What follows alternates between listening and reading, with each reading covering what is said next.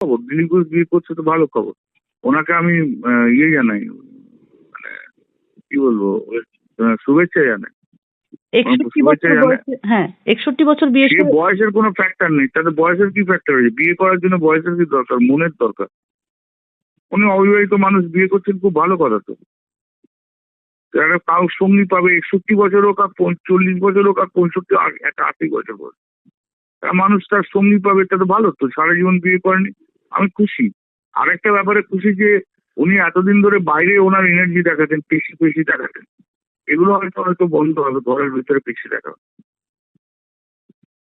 আচ্ছা ঠিক আছে, থ্যাংক ইউ দাদা। হাতের পেশি লোককে দেখাতো তো এতদিন, এখন এবার সেটা বাইরে বেশি দেখাতে হবে না, ঘরে গিয়ে হাতের পেশি দেখাবে। হ্যাঁ, আমার শুভেচ্ছা রইল, আমি খুশি যে বিয়ে করছে। মানে এত বড় সিদ্ধান্তে আপনি খুশি? হ্যাঁ, বয়স ইজ নট এ ফ্যাক্টর।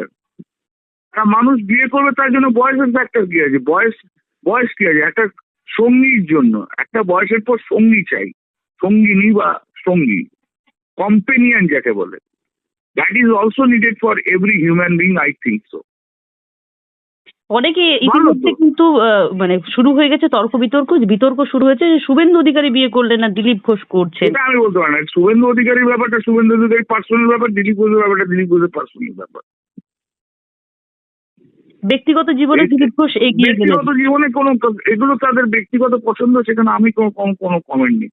কিন্তু উনি বিয়ে করছেন, আপনি কমেন্ট চাই, আমি খুশি, ভালো তো। আর আপনি যে প্রশ্ন যে এত বছর বয়সে কেন বিয়ে করছেন, আমার সেই প্রশ্নের উত্তর হচ্ছে বিয়ে করার জন্য বয়সের কোনো ফ্যাক্টর হয় না। যদি কেউ মনে করে যে আমার কম্পেনিয়ন দরকার, বয়সটা বেশি হয়ে গেলে একটা কম্পেনিয়নের দরকার হয়, এটা তো বড় না। খারাপ কি, অন্যায় কি? ভালো তো, ইটস গুড নিউজ। আমার দুঃখ আমাকে ইনভাইট করেনি।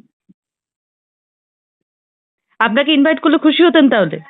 অফকোর্স, আমি কেন খুশি হতাম, আমি যেতাম।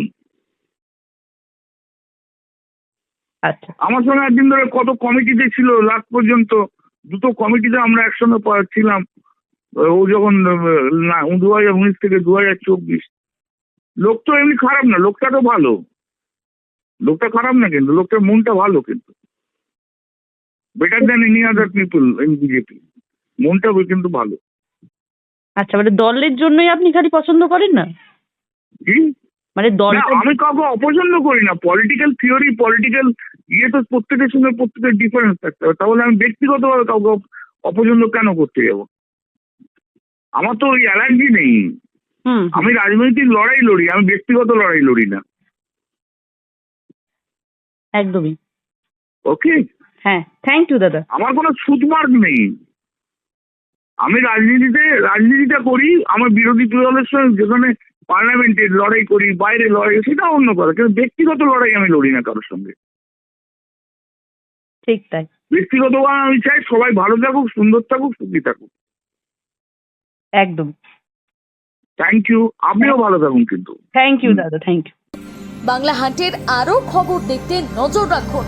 বাংলা খবর মানেই বাংলা হান্ট।